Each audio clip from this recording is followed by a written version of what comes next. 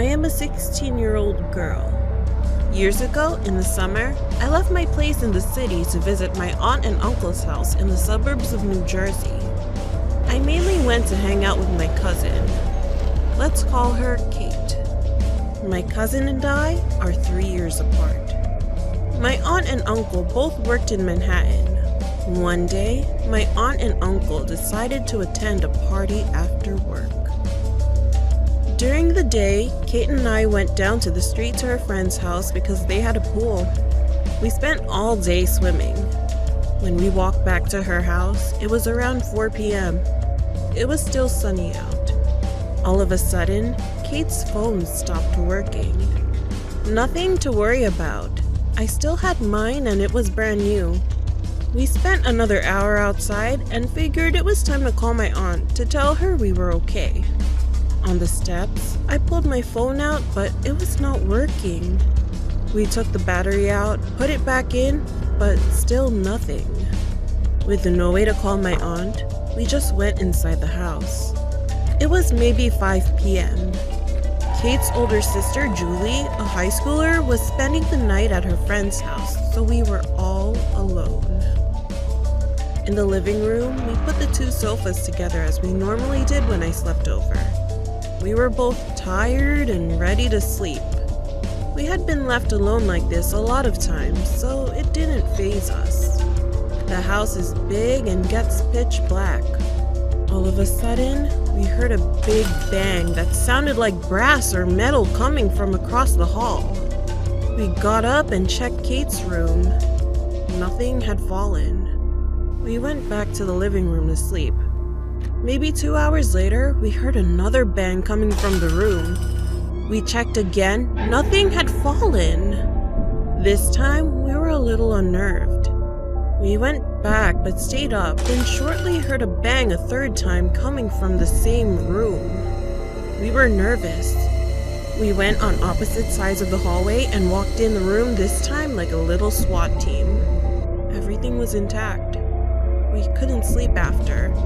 We stayed up on the sofas and saw a shadow coming from the basement. The basement had no door. It was just open. No one was home yet. We called out for Kate's parents, and if they were home, they would have said something. Their driveway was empty. Their car wasn't there. We were terrified. Kate and I grabbed knives, and we just stayed down on the kitchen floor. Nothing happened. After another hour, we went back to the sofas. We woke up to the sound of a girl screaming, "Help me!" We sprang up and heard someone banging on the door, but we were too petrified because we saw another shadow next to the shadow from earlier. Terrified, we just made sure the door was locked and went back to the sofa. After 30 minutes, we were woken up again, but this time to a police car and ambulance lights coming through from the living room windows. We were exhausted and went back to sleep. Sometime during the early morning, Kate's parents came home. We were sleeping and heard a huge bang coming from Kate's room. This time, my uncle came up from the basement, which is where my aunt and uncle's room was. He was holding one of his metal bats. He was ready to protect us. With my uncle in front of us, we all went into the room. Nothing was on the ground and nothing had fallen. We knew we weren't crazy because even Kate's parents heard it. We never could explain what happened that night. The next morning, both Kate and my phone started working. After that day, I hated going to their house. I believe their house is haunted. Either that or someone was trying to come inside because they knew their car wasn't in the driveway and they thought they could break in.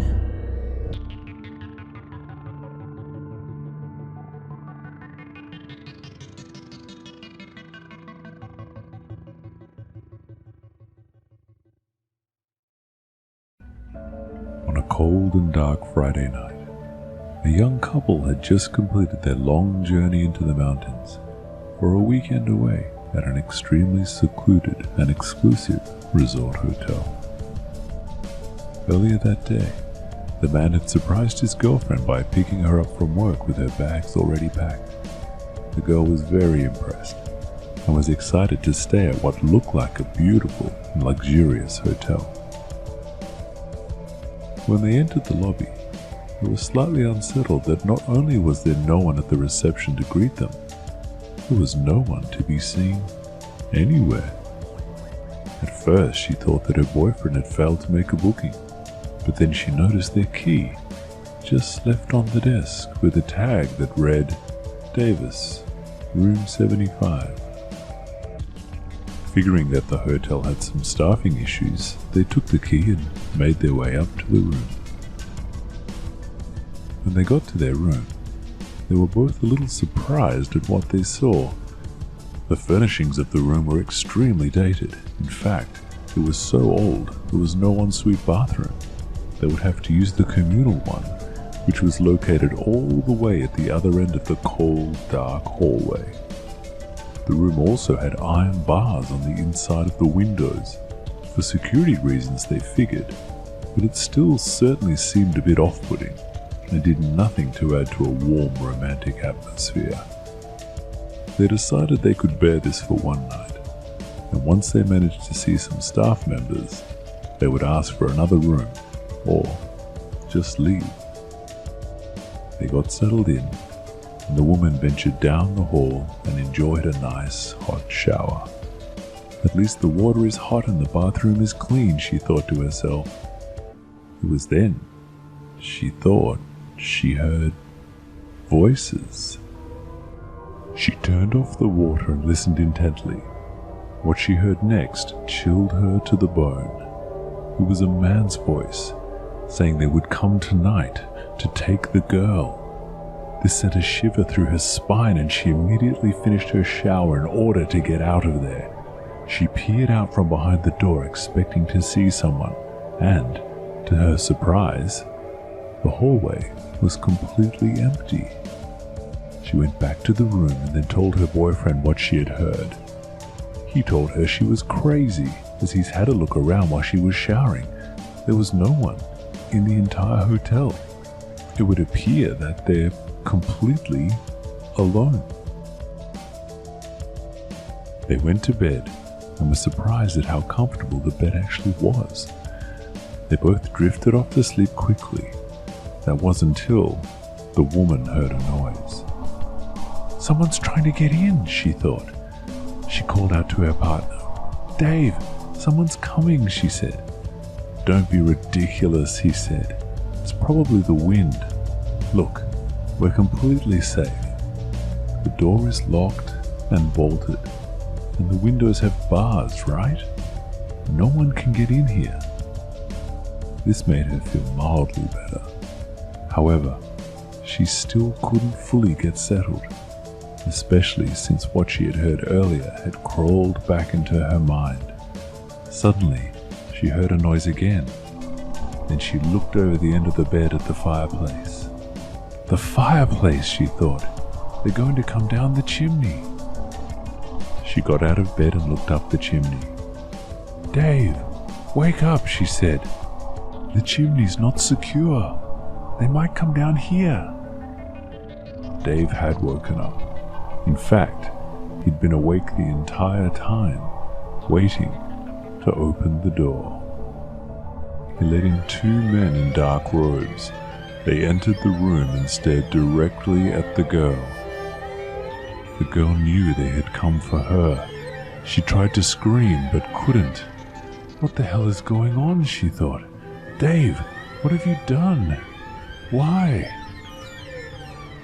It appeared that he didn't care at all. Dave did nothing as the two cloaked figures moved closer and closer to his girl. They grabbed the girl and dragged her down the hall, off into the darkness. As it turns out, a week earlier, Dave had incurred some massive losses at a mafia-run blackjack game. He had no way to pay his debts, so he offered up his girlfriend. They accepted, and then they set up the stay at the hotel to make it happen. Dave left the hotel, relieved that his debt was clear, without a hint of guilt at what he'd just done.